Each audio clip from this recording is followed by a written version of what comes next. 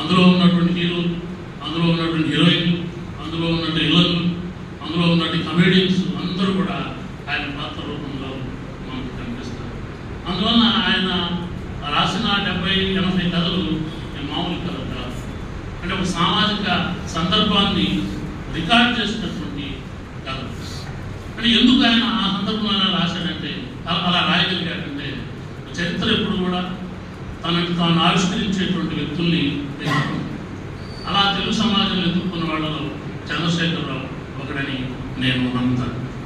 ఏంటి మారిన సందర్భం ఏంటి అంటే, రకరకాల సామాజిక తాత్విక కారణాలు ఉన్నప్పటికీ మొత్తంగా సమాజం శకలాలమైపోయింది. 90sలో ఆర్థిక కారణాలు ఉండొచ్చు, ఇంకా వేరే వేరే కారణాలు ఉండొచ్చు, అస్తిత్వాలన్నీ కూడా శకలాలుగా అయిపోయాయి.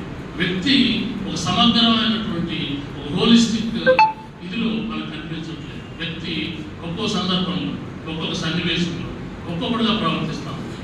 ఒక ఐడియల్ సిటిజన్ అనేవాడు, ఐడియల్ ఇండివిజువల్ అనేవాడు లేకుండా పోయాడు. వ్యక్తి బహురూపాలుగా మారిపోయాడు. అంటే ఒక ఫ్రాగ్మెంటెడ్ ఐడెంటిటీ అనేది మన సమాజంలో స్పష్టంగా కనిపించింది. అన్నిటికంటే ముఖ్యంగా ఆయన ఎక్కువగా కలిసి వేసింది ఈ గొప్ప సామాజిక సిద్ధాంతాలు, గొప్ప విముక్తిదాయక సిద్ధాంతాలు అనుకున్నవి విఫలం కావడం.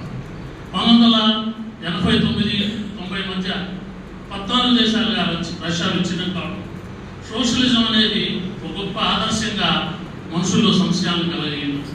ఆ సందర్భంలో లోకల్ రాజకీయాలు వాటి ప్రభావం, లోకల్ రాజకీయాల్లో వాటిని ఛాలెంజ్ చేస్తూ వచ్చినటువంటి కొత్త ఐడెంటిటీ మూవ్మెంట్స్, ఇవన్నీ కూడా అతను చాలా దగ్గరగా చూశాడు. దానికి సంబంధించిన క్లారిటీ ఆయనకి లేకపోయినప్పటికీ, తాత్వికమైనటువంటి క్లారిటీ లేకపోయినప్పటికీ, సామాజికంగా ఆయన చూస్తున్నటువంటి బృందాలు, ముఖ్యంగా ఆయన మూమెంట్ అంతా కూడా హైదరాబాద్లో ఉండేది. హైదరాబాద్లో ఉన్నప్పుడే ఆయన పుస్తకాలు రాశారు. హైదరాబాద్లో కూడా American library, CIEFL, Osmania university, central university of Hyderabad, ఆయన అక్కడ యూనివర్సిటీలో చదవరు. ఆయన చదివింది మెడికల్ కాలేజ్. ఆయనకి మెడికల్ నాలెడ్జ్ కంటే కూడా ఈ సోషలాజికల్ అవేర్నెస్.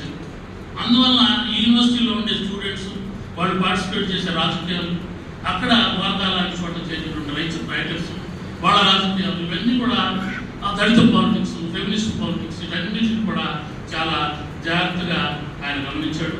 ఈ గమనింపులో ఆయనకి మనం నమ్ముతూ వచ్చినటువంటి, మీకు తెలుసు ఆయన కమ్యూనిస్ట్ బ్యాక్గ్రౌండ్ నుంచి వచ్చాడు. వాళ్ళ నాన్న స్వతగా సిపిఐ యాక్టివిస్ట్గా ఉండేవాడు, టీచర్గా ఉండేవాడు. ఆ బ్యాక్గ్రౌండ్ ఆయన